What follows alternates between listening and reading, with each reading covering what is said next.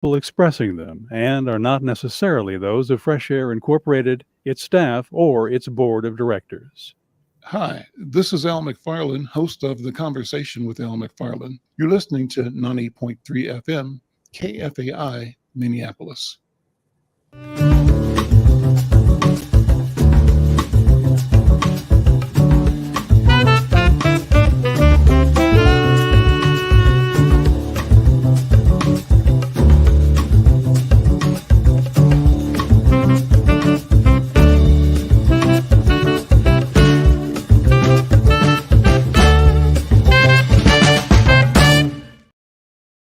I'm Al McFarlane. Welcome to The Conversation with Al McFarlane.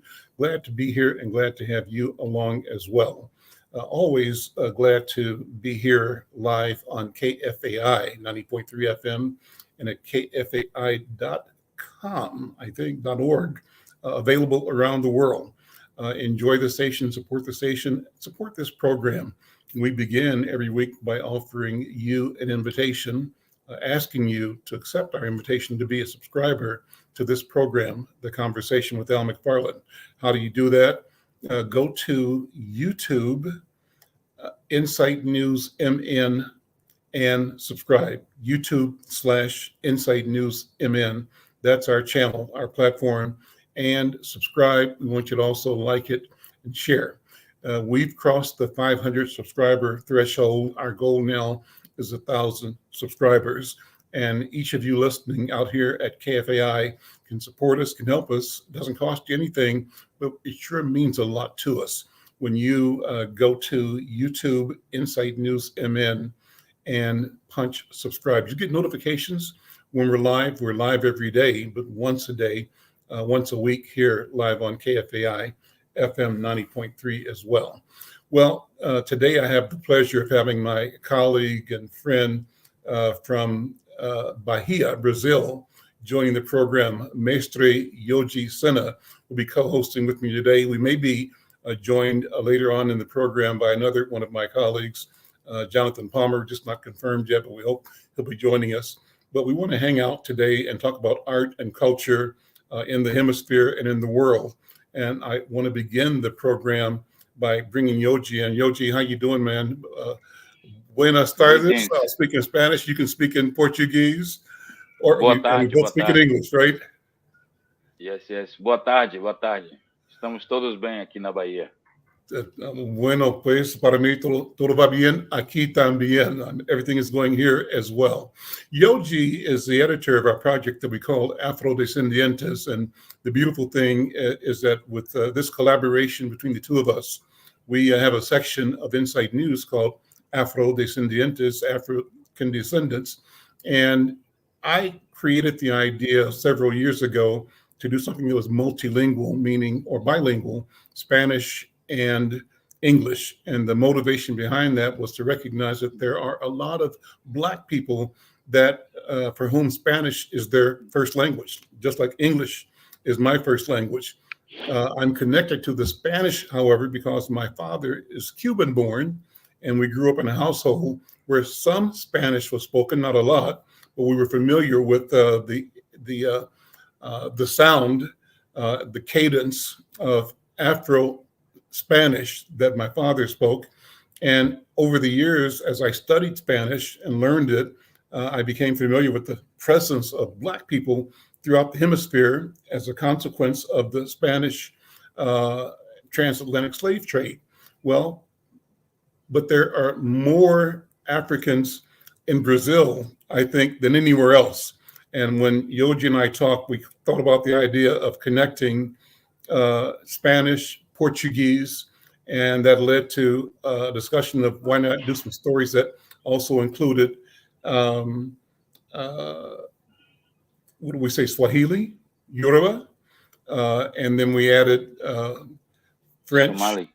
and Somali. So that's what we're doing. It's an exciting experiment. It's innovation in modern community journalism. We're pleased people do it. Yoji, what's happening in Bahia right now? What's on your plate? Okay, right now, immediately it's raining like it's a diluving. But other than that, here we are in spring approaching summer. So it's kind of the uh, excitement being amped up for all the events that's happening throughout spring and summer.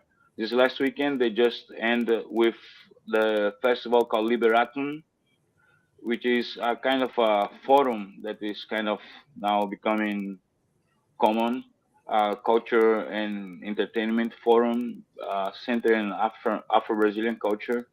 And this year they have the first time here in Brazil, and they have illustrious guests like Angela Bassett, um, Viola Davis, Wally Wow. Soyinka. Also, this next week start the uh, citywide event called Salvador Capital Afro. So that's all sort of events, music, dance, literature, fashion. So there is a lot of fashion happening here too. So Salvador, it's the cultural center of Brazil. In many ways, all the movements like tropicalismo, those that are familiar, started with here and with artists from here. So all the main cultural traits and tendencies generally happen in Bahia, because generally cultural traits are are given to society by black communities. If you look like as in the same way as in the U.S., the what becomes the mainstream culture that identifies the country, it is cultural productions that starts in the ghetto. So it's the same scheme here. So it's gonna be that the Salvador Capital Afro. Then there is the summer festival that's like a music festival, a mega music festival. Then there is the reggae festival in this month. Barney Spear is gonna be here. This Rhylight's gonna be here. So there is a lot of things going on, and of course everything culminates on Carnival in February. Mm. So they started also the season for cruise ships. So like every week there is one or two cruise ships arriving in the port. So spring and summer is a very exciting time. To me particularly, it's spring. They build up to December, up to to the Réveillon. Like first year here, it's a big also party. So, but all the time building up to the end of the year is very exciting here. People are, uh, you know, knowing that a lot of festivity is gonna happen. And the sun, like at 7:30, it's already frying the eggs if you put. So it's amazing. Today it's been raining, but Mhm. that is not happening that very often. Raining. Yoji, thank you. So Dr. Irma McLaurin is here. She's the culture and education editor of Inside News. And Dr. Irma, my friend, how are you and where are you? Well, I'm doing well. Thank you very much. And I am right here in Mobile, Alabama. Uh-huh. Uh-huh. What's on your mind when we talk about culture and education? Yoji gives us a wonderful sort of capsulation of what's going on in the Afrocentric world out of Bahia. Well, there's last month was Hispanic Latino month. And so there were all kinds of things going on. And usually in Mobile, they have an arts walk, which is the second Friday of the month and not the first. And there are all kinds of things going on. For example, there's a bar restaurant called Kazulo, which is actually owned by one of the descendants. And they usually have drumming out there and people sort of, as Yoji talked about, manifesting the African diaspora presence in Mobile. And I'm going to hear Gladys Knight on Friday in Biloxi. So there are all kinds of things. There's a Fufu festival. I understand I missed a gumbo festival last weekend, but I made my own gumbo. So it's a lot going on. And the interesting thing about Mobile is that it is just 1 hour from Pensacola, Florida, and 2 hours from New Orleans. And in between is Biloxi, Mississippi. So it sort of borders these 3 states. And so you can just, within 2 hours, you could be anywhere and take part in all kinds of things that are going on. And I am trying to do that. Well, so you're a native Chicagoan, right, Irma? I am a native Chicagoan. I was born there, but I'm also product of that mass migration. The greatest internal migration in the history of the United States was when Black people of African descent moved from the South to the North. My mother is originally from Lower Peachtree, Alabama, so I'm discovering my Bama roots. And my father was from Georgetown, Mississippi. And so they were part of that internal migration. My grandmother came here, and the uncle that I came to Mobile to take care of, he was actually born in Alabama, but they moved to Chicago and then subsequently moved to California. So I have cousins on the California side, but a large portion of us stayed in Chicago in the Midwest. And now my sister lives in Minneapolis, as you know, and played for the Lady Gophers. And that's how we connected. Yeah. Yes. Well, I want to come back before the program is over and talk about the feelings and the experience of rediscovering and reconnecting with the South. And that's a wonderful thing. I think there's stories that don't end. You mentioned Casula, the venue, but the name Casula is such a rich name because of Zora Neale Hurston. I want to talk about that as well. Let me introduce our colleague, our friend, our companion, Jonathan Palmer. And Jonathan Palmer is the executive director, CEO of Hallie Q. Brown Community Center in St. Paul. And among other things, Jonathan is a comic book enthusiast. And I say comic books from the sense of being a Black futurist, I believe. Jonathan, how you doing, my man? I am doing really good. And actually, I'm very excited to hear about the last topic because my granddaughter is named after Zora Neale Hurston. Okay. That's my stepdaughter's favorite author, so she named her after that. I am doing great. Just coming in off of, we just had a convention here in Twin Cities Con. So a lot of great people, actors and comic book people, writers and stuff. A lot of characters, us out in costume. And there's another one coming up that called Confluence in about 2 weeks. And it's focused on Black and brown people and elevating that space. So very excited about that. Well, let me introduce you to my featured guest today, and she's going to connect with all of us and share her story. Dralandra Larkins is an award-winning spoken word poet. She's a teaching artist. She's the co-editor of Cracked Walnuts anthology. The anthology is titled Rewilding Hope 2023.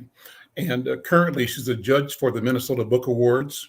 Her work has appeared in the Minnesota Women's Press, The Edge, and other anthologies. She has performed on platforms including the Minneapolis NAACP and Minnesota Black Authors Expo, Button Poetry, True Art Speak, and Minnesota Black Business Ball.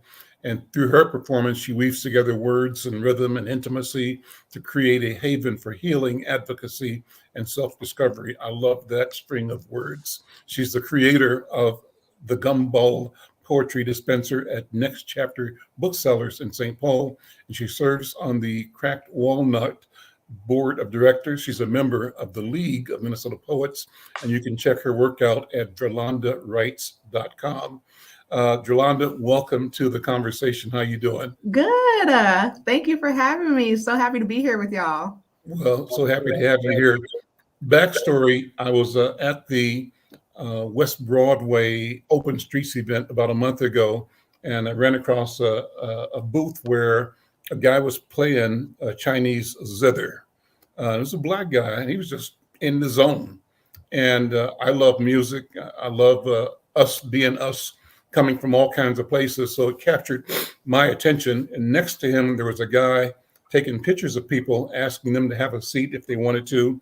And he called it soul photography, something like that, where he asked them to pose in a certain way to focus and concentrate and look into the camera in a way that was so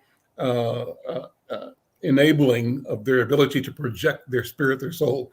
Pull that picture up if you can find that, Cooper, if you got that photograph. So we loved what he was doing. And in fact, I watched him do the photographs and asked him to find 2 or 3 of his best pictures that day and send them to me for Insight News. And he sent me this picture, me several, but this one was absolutely captivating. Can you put that on the screen, Cooper? That's it. I said, man, you know, and I thought that was a stunningly beautiful, powerful, direct, and I think he was exactly right in the ability to capture the eyes, the presence, the persona, connecting from soul to soul. So, Dralandra, thank you so much for being there that day. And I feel lucky to have been able to meet you through recognizing the beauty and the presence that you project. And I'm so happy now to have you on the show, The Conversation with Al McFarlane. Thank you so much. Thank you. And Al, could I just jump in, because that portrait reminds me of a famous portrait by Zora Neale Hurston, and she's sitting in a chair, staring directly into the camera. She's holding a cigarette. And when you think about it, it is that person saying to the camera, I am here, you know, and usually people are looking away. They sort of don't seem engaged. And this portrait of Zora to me is very telling, because it's almost as if she is saying to the camera, not only am I here and present, but you better look at me. And that I'm going to be bodacious, because, you know, in the 1920s or so, you know, a Black woman holding a cigarette and a book. That's the other thing. So she's got a book and a cigarette, you know, 2 things that people didn't usually put together with Black women at that time. Their jobs were generally domestic, or they were homemakers, sometimes teachers, but you really saw that photograph. And here she is with her hand and her cigarette and her book, and she's just telling a story. So I think this kind of photography that invites people to, in some ways, speak to the camera is very powerful. Dralandra, what were your thoughts as you were posing? What were you thinking? Unmute. There we go. Dr. Irma, you're spot on. That's exactly what that pose was for me. During this time in my life, I'm on a journey, I would say, a life journey. I think I found my purpose, which is poetry and literature and in the arts. And so that day at the open streets, part of my job was to be an artist guide. And so connecting people to poetry, connecting the public to words and rhythm. And so at that time, I did feel like I'm here. This is my purpose. Like, I'm happy doing this. I'm happy connecting with the public and introducing them to education and words. And so Dr. Irma, you really hit it. Yeah, that's exactly what that was. I'm here, I'm present, I'm living in my purpose, and I'm ready to do it. Yeah. Talk about some of your work, and maybe you'll share some of your work. Are there pieces that are short enough to read, or is there pieces that you have memorized that you love the most? Yeah. Your question was, are there any pieces that I love the most? Yeah. I'll talk about your work first of all. Talk about you and your work and your mission as a human being, as an artist, and then if there's a piece or some pieces you love to share, we'd love to hear it. Yeah, sure. So as you all know, my name is Dralandra Larkins. I'm a spoken word poet based in Minneapolis, but I perform and teach all over and across Minnesota. I've, as you mentioned, performed at the NAACP, at the Black Business Ball Expo, the Minnesota's Black Business Ball Expo, and with Hennepin County.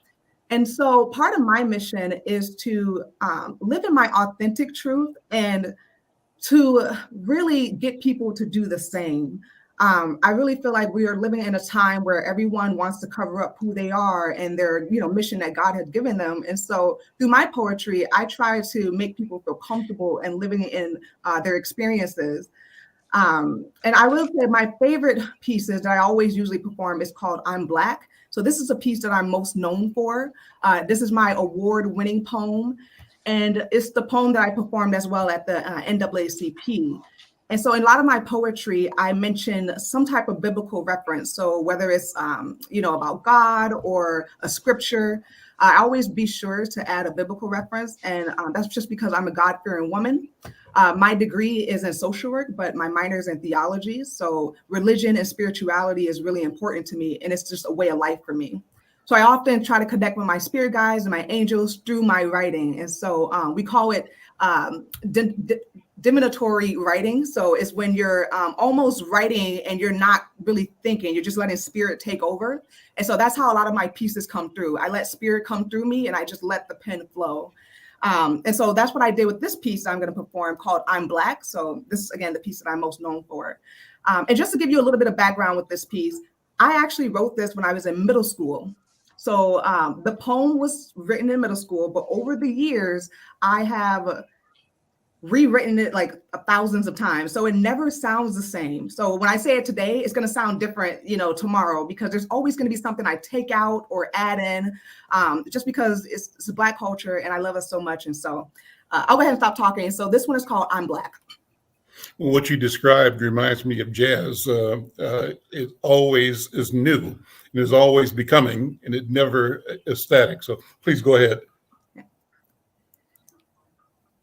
I'm Black, blacker than you can understand.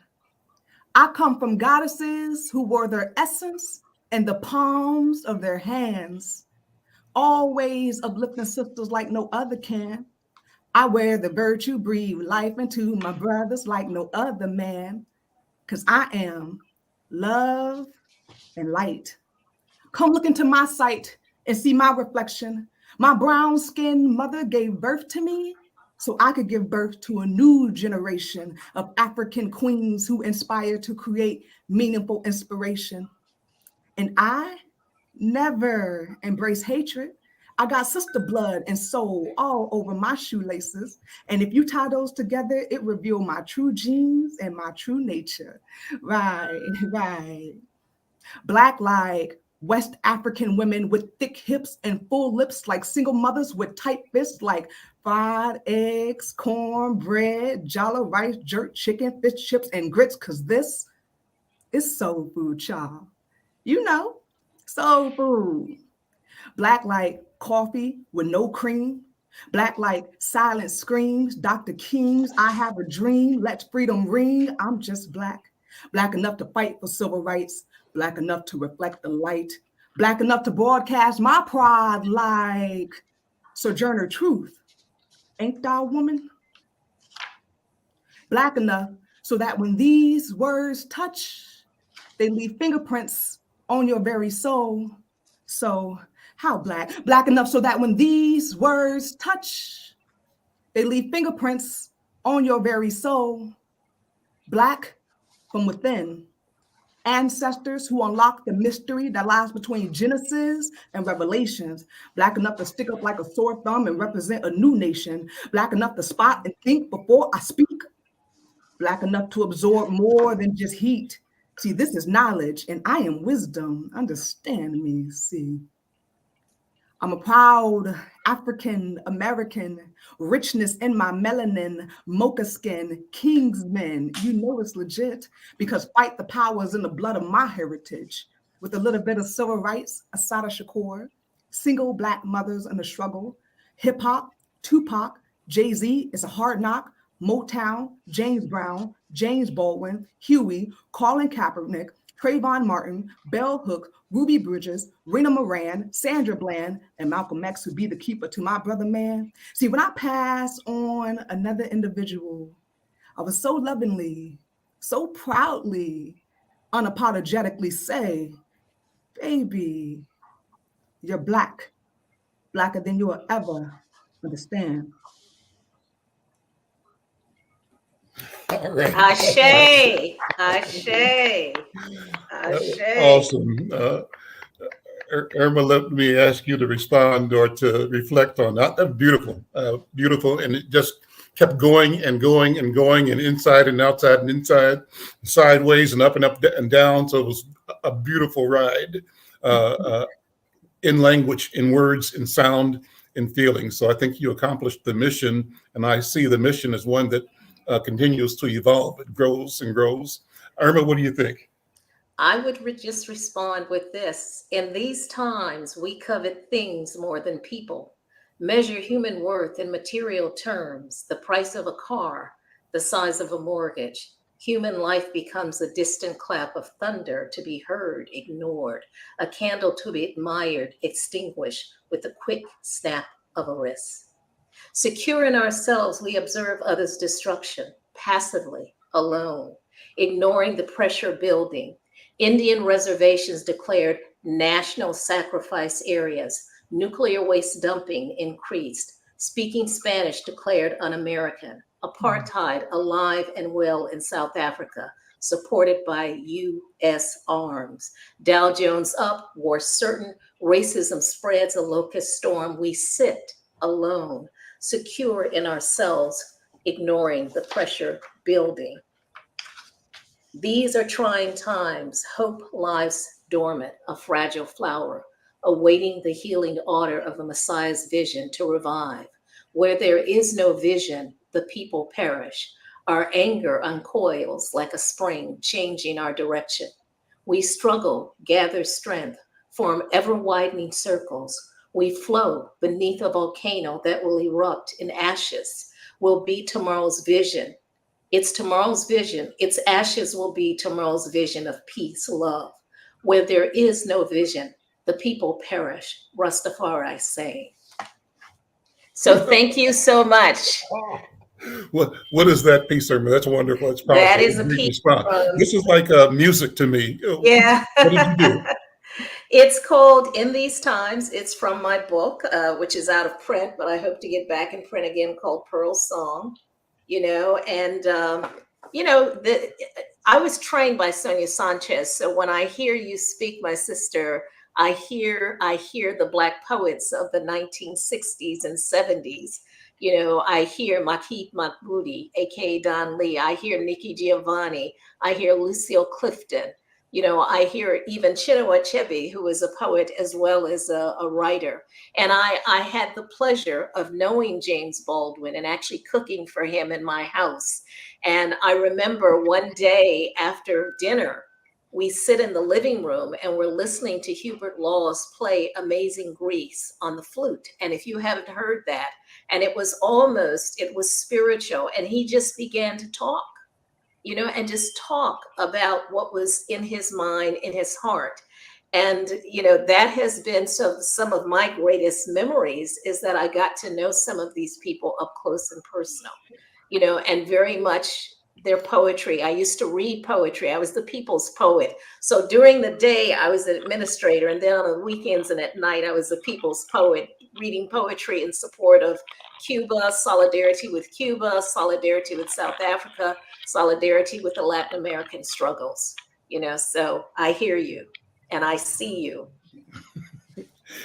And for those who are listening on KFAI, we're all connected here on video across our live streaming platform. And I was looking at Dralandra's reaction as Irma talked about she knew James Baldwin and cooked for him in her home.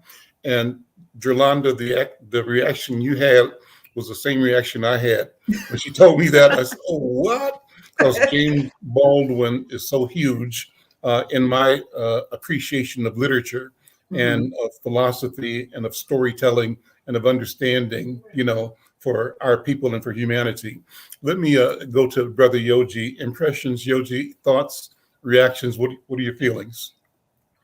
Well, speechless in Bahia. Both of those poems were beautiful. Here, the flow and the images that were bringing. Yeah, I felt to be in the U.S. for a minute through the wave radio.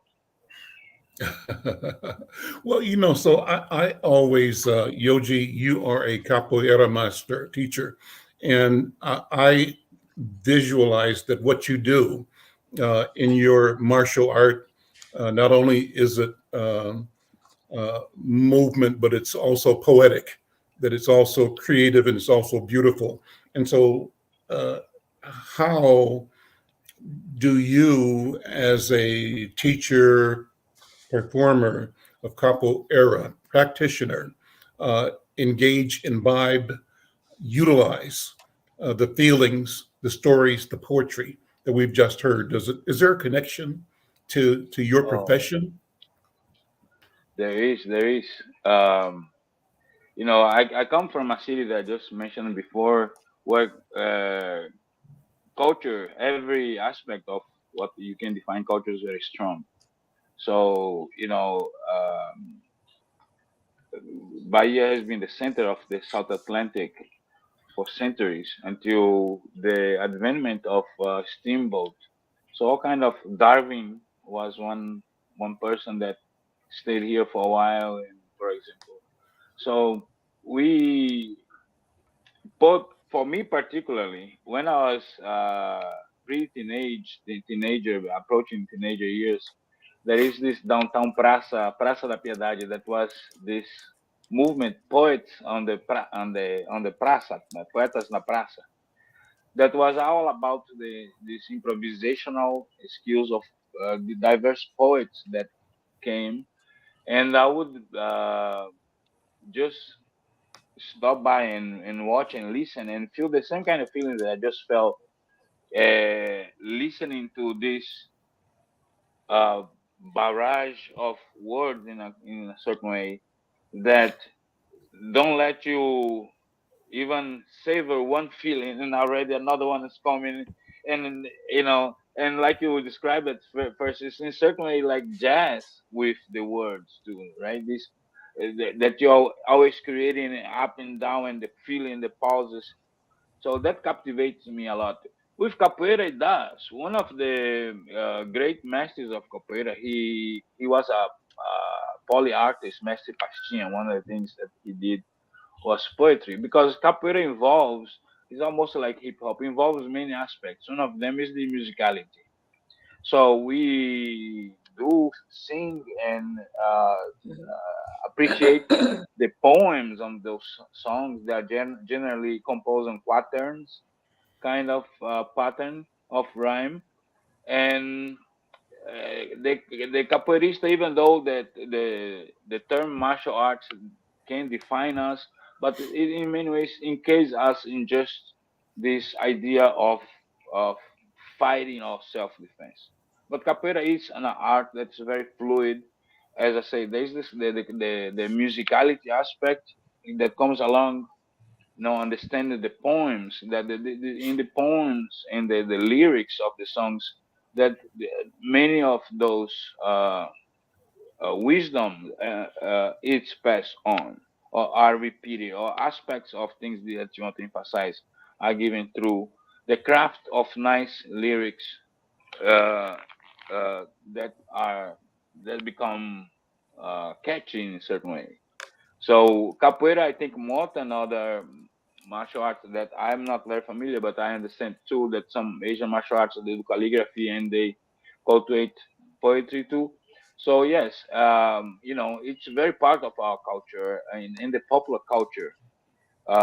Is the we have here the repente that sounds like a rap, and it is the repentinious kind of improvisation poetry that on a bass beat here, but is a tradition that is very peculiar to the culture of the inland people of the northeast. That is a arid area that reflects all the surrounding environment and the reality of life that those people have. That is kind of harsh in a semi arid environment.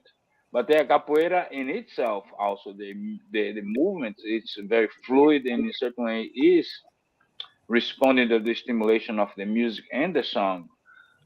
It is not a very um, aggressive motion. Recognizes very aggressive. That was many times capoeira is confused between a martial art and a dance form that seems, because people are improvising, and it is a conversation that we have. Because the original conception of capoeira, it's a game, it's an athletic game. So in this game implies a dialogue that we are representing some form of struggle. But games are also in sort training you to when situations in reality happens, you have some kind of path to follow through how to behave. So capoeira is very poetic. You know, it's very interpretative. The capoeirista in itself, it's seen as this hippie like beatnik kind, according to the eras that we go through. You know. Yogi, thank you. I'm Al McFarlane. This is the Conversation with Al McFarlane.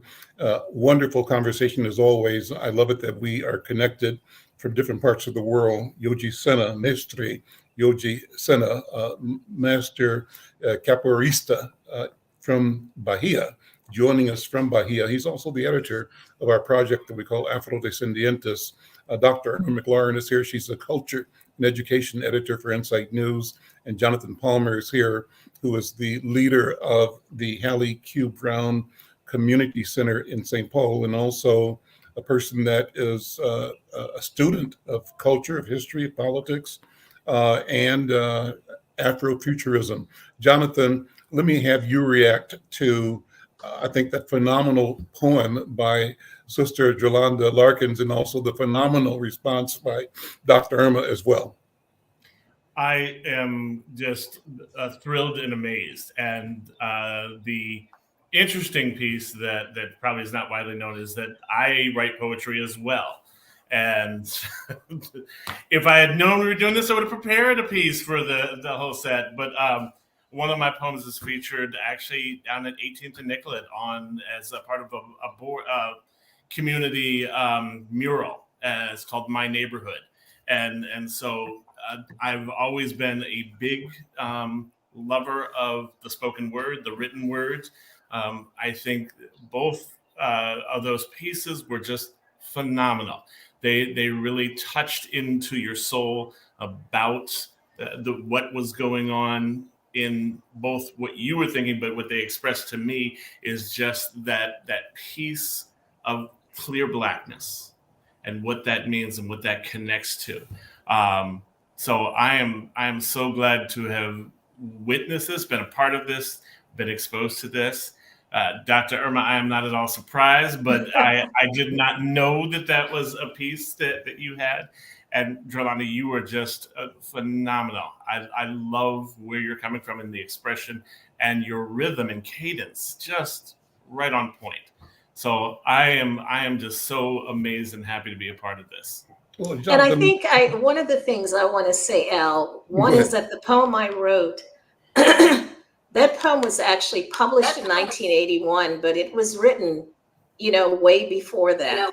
And it's talking about issues that I think are timeless. I mean, apartheid is no longer, but we're looking at what's happening in Palestine. Mm-hmm. We're looking at what's happening in other places. We're still having issues on Indian reservations. If anyone, remembers, the kinds of things that have been going on in stopping the pipelines. So what is really powerful to me is the way in which, while the images may have a date attached to them, the sentiment behind them, the critiques behind them are timeless. And I think that's certainly what I heard with you, Dralandra, in, sort of the way that you're going back to the motherland, but also invoking all of these people who have come before you, but also who are present as part of your generation.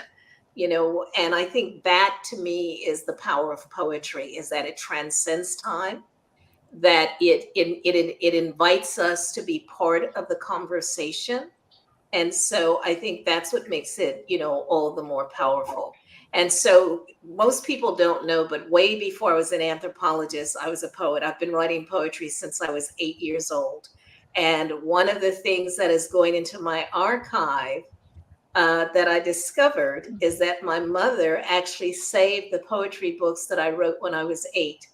And what I found in the back of them were names of students. And apparently I thought I was an author because I used to lend them out and people would sign up and then cross out their name when they returned it. So I've been at this for a very long time.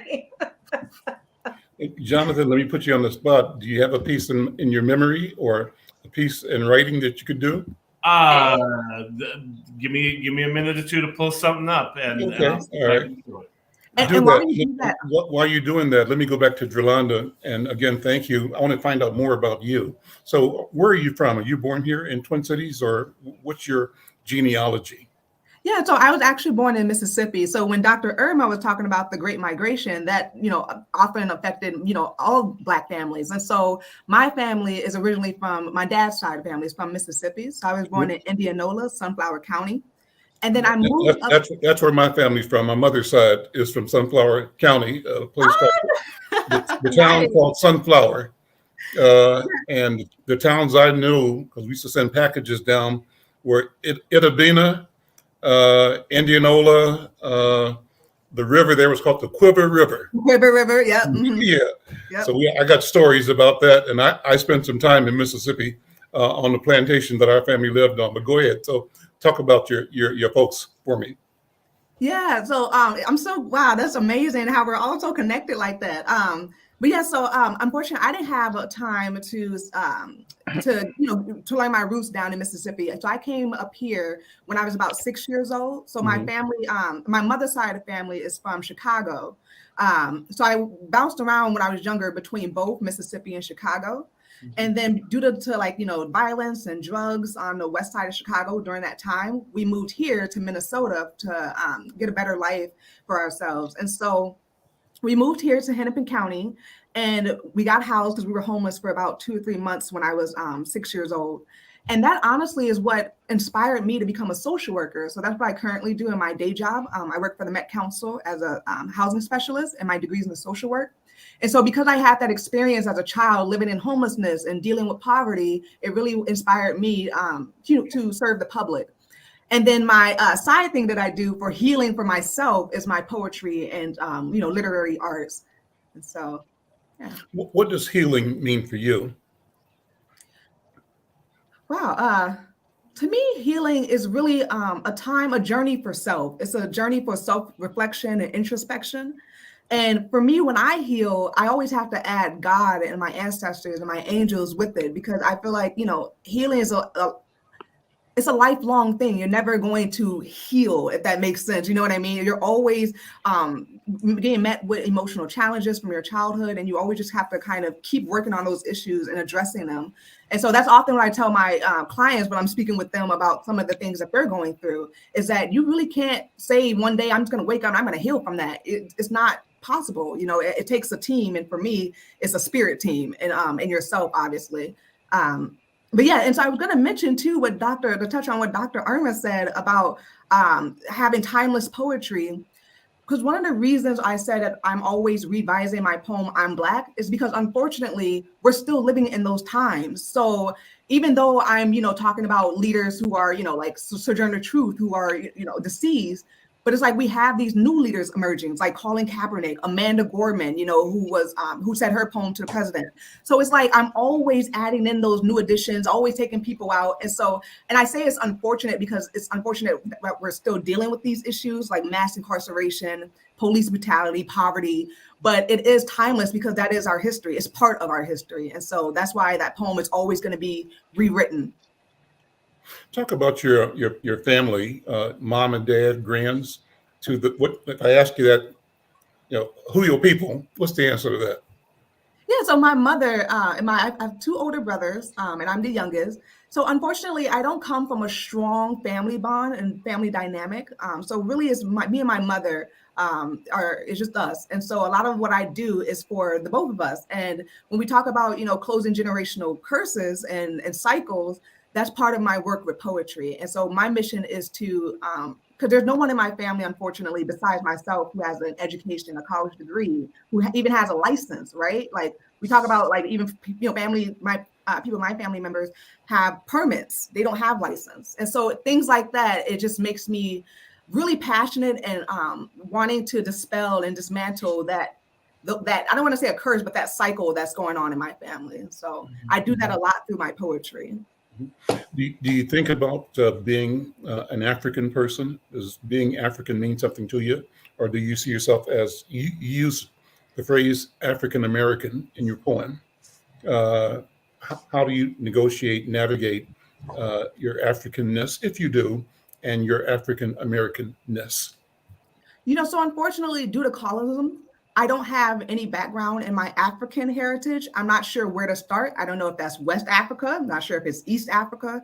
So unfortunately, I can't connect with my African heritage in the way that I want to due to colorism and, just not having that information available to me. But as an African American woman, I absolutely connect to that part of me.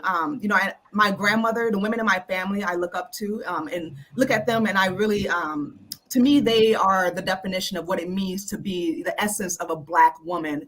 And so when I think about my identity, is often coming from starting from my grandmother. 74 years old, and she's worked on the plantation. And my other grandmother on my father's side, who's deceased, was also who worked on the plantation as well. And she actually had a heart attack from working. And so just when I hear those kinds of stories, I know that for me and my lineage, it's all about hard work and just having that strength and power. And so, again, for me, that the African-American piece comes from my family and what that means to me. But unfortunately, I just don't have any connection to the African heritage. And I don't think we have to apologize for that. I mean, we are who we are. And that means that we're a syncretic people. We were brought from Africa. Some people are fortunate to be able to have traced, their ancestry, their names that pop up. I went to college with a guy named OJ. And when he said, dude, from Chicago, what does OJ stand for? He said Onisha. Well, there's the Onisha, market in Nigeria. It was passed down. And he just it was OJ. So some people have elements they can put onto, but I don't think we need to apologize for being who we are, because the culture that we have created, which has woven together the past, what was before us, and what we created literally almost out of nothing, and what we were able to appropriate from the existing cultures around us, and what we invented, which America wants to appropriate all the time. And jazz is a good example. Now they talk about jazz as American music, not Black American music or African American music, but American music, as if it has now been deracialized. And I see this in art museums where they talk about artists as American artists. I've had this ongoing fight with the North Carolina Museum of Art, because I said, when people walk in and they see a painting or a sculpture of a Black person, they have no way of knowing by looking at the name if the artist who created it was Black. And by deracializing it, before you would say Afro-American, you give the perspective, because most art museums are filled with white artists. They just assume the artist is white. So I think we should be proud of being African American. We are a fusion. We are a syncretic people. And, I don't think we need to apologize for that. Let's take a break and we'll continue the conversation in a second. Before I do this break message, I want to thank all of our listeners and viewers who helped KFAI raise over $57,000 member support. $57,000 in the past 2 weeks. We hit our targets, hit our goals, and we thank you all. And if you didn't get a chance to make your pledge, you can still do it. KFAI.org, call the station. We appreciate your support and your help. Let's listen to this message and we'll come right back. Are you or someone you know recovering financially from the COVID-19 pandemic, the lockdown, or any other reason? If so, help is available. Findhelp.org is a site to find a wide range of resources, including food, medical care, and more. The best part is based on your zip code. Visit findhelp.org, enter your zip code and the service you need. You'll get a map directing you to the organizations that can help you. Help is waiting at findhelp.org. If you need help starting anew, findhelp.org is the site for you. I'm Al McFarlane. You're listening to the Conversation with Al McFarlane. Tuesdays, we've been doing a format. We're developing it that I take from reading the work of Ikwe Arma. One of the books of his that I read that I love so much was called Wat Nut Shemsh, and it's hieroglyphic, translated, the way of companions. So I've invited people that I want to be and consider companions to join me from time to time just to share.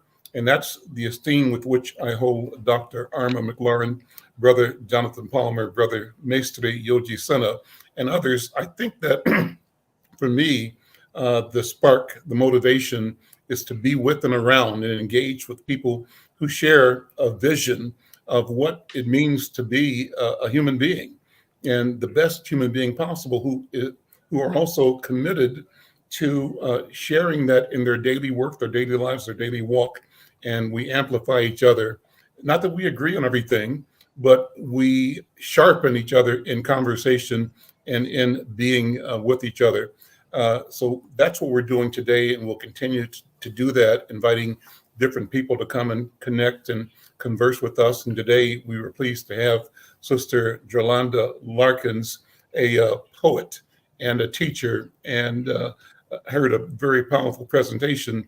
To my surprise, Dr. Irma's response was a poem that she wrote, and to my surprise, discovered that Brother Jonathan Palmer is a poet as well.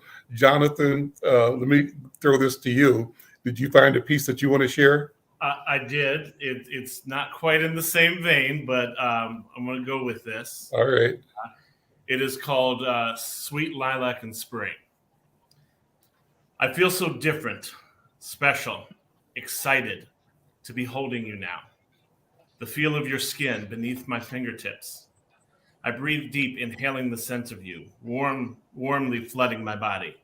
Sweet lilac in spring. I kiss your shoulder tenderly and squeeze you again. Your softness molding into me, my emotions flowing over me. I can't remember when I felt like this. Your eyes, your lips, your heart beating next to mine. Do you understand it? Do you sense it? Do you feel it? I want to wake you to ask, but I let you sleep, gently stroking your hair. And the happiness fills me, mind, body, and soul. I love you. Whoa, go, Brother Jonathan. Ashe, Ashe, Ashe. Give us a little bit of love for this time. All right. Jonathan, that's nice, man. Thank you. Hey. Good stuff. Good stuff. Absolutely. Yeah. Very nice. Well, listen, the process, Dralandra, you call this healing, right? And so I tell you that listening to you and to Irma and Jonathan, and even the work that Brother Yogi discussed, I see you see us all as people seeking healing, but also as healers. That it's the act of healing that actually provides healing for us. Does that make sense, Dralandra? Yeah. Let's talk about it. Yeah. So when you, the first thing when you said the act of healing is what heals you, the first thing I thought about was the work that I do. So helping people helps me. And I think what happened over the years is that I've helped so much that I forgot to help me. So during that act of healing, I actually forgot to pour into my bucket. And so when I talk about my writing process, the way I even got back into poetry, so, I was so focused on obtaining a degree for myself. And like I said, trying to break those curses and get that degree. And so in 2019, when COVID came around, it was like God was forcing all of us, the universe, to go inside and heal, right? And so I did that. I did exactly that. I followed God's instruction. And so when we were during our quarantine, what I found myself doing was connecting back to my writing, which is what initially healed me as a child. Like when I was going through domestic violence as a child with my father, I would, write stories to escape that. That was my way of healing when I was a child. And I had lost that over the years when I was, going through college and trying to really figure out who I am as a woman. So when I got out of that and had time to sit down and I was quarantined, that's when I found out like, oh my God, writing is what heals me. And so we came out of COVID in 2020, everything opened back up. And so I was like, okay, I'm gonna go and do an open mic. And when I came and I did the open mic at Black Table Arts in Minneapolis, it's an organization that supports Black writers. And so when I came out of that open mic, I just felt so free. I mean, free as a bird. Like it was like all my worries had left. It was all on the stage. You know what I mean? Like all of it, I left it all on the stage. And ever since then, I was like, I want to keep feeling this. I want to keep feeling that healing, right? And so, and that's how the journey has started. And so, since 2020, I've been doing this professionally as a poet. And so, when you again talk about the act of healing is what heals me. So, me saying my poems and letting my voice be heard is what heals. And so, I think that's the key that's the key to healing for a lot of people. If you want to quote unquote heal and be practical about it, go back to your childhood and think about what was it during childhood that made you feel alive? What was it during childhood that made you feel connected? And for me, that was writing. And so if you want to heal, I would tell anybody, go back to your childhood and connect with your inner child. Jonathan, you're nodding your head on that. What are your thoughts? It is so true, and one of the things that I do is I have a couple central pieces. I have certain music, certain movies, certain books that are my center. So whenever I'm feeling off, whenever I'm feeling lost, whenever I feel too far down, I go back. And it's funny, I went and watched some of those last night, and I was like, yes, this brings me back. You know, we talk about, Dralandra talked about saving other people without saving yourself. That's what we do. Anybody who's out there doing good work, we're always thinking of the other people. And for me, that's a very superhero mindset. You just go and you help people, you save people. But that's also the kind of piece that connects me back, thinking about why I do the things I do, what's important. And all of that goes back to, you know, as a kid, that's what I wanted. I wanted to be a superhero. Those were job options when you were a kid. You could be Superman. And so, you know, you grow up and it's a slightly different turn, but going back to that central point of when you were innocent, ready to go out in the world, not jaded, and you have that piece that it dreams, that looks for what it loves and connects into that. That's the piece that gets you centered and gets you back where you need to be. What are the movies and what are the songs you listen to? The movies, I've got a few. Remember the Titans. That's a football movie, right? The football movie, Denzel Washington. This, you guys are all gonna laugh. Berry Gordy's The Last Dragon. It's a black kung fu movie from the 80s that is comedy, shown up the Shogun of Harlem and stuff like that. And then Mr. Smith Goes to Washington. And Harvey, and there's a couple others. Songs, it is Keep the Faith, Michael Jackson. It is Adore, Prince, and Billy Joel's You Only Human. Irma, what about you? What kind of music or what things do you do to get yourself set, centered, recharged, refocused? Move to Mobile, Alabama. Get in the middle of the middle. It's a whole different vibe in the South.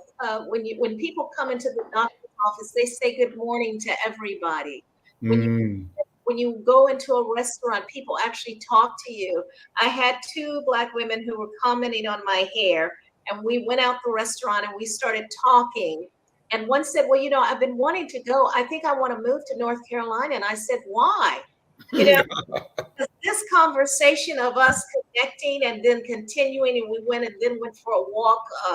You know, I was telling them places I had found of, you know, this art gallery that had the largest collection of art in Mobile, and they didn't even know about it. And they were born, you know, they grew up there.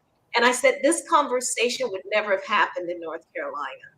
So there's a kind of connectedness and a sense of community. You know, when I go into restaurants, I now know who the bartenders are. I know who the waitresses are. You know, people speak to you. They comment. One guy went into the bank and he said, I saw you walking and I saw that hair. He said, and you got here before me. You a fast walker. That conversation would never have happened in North Carolina.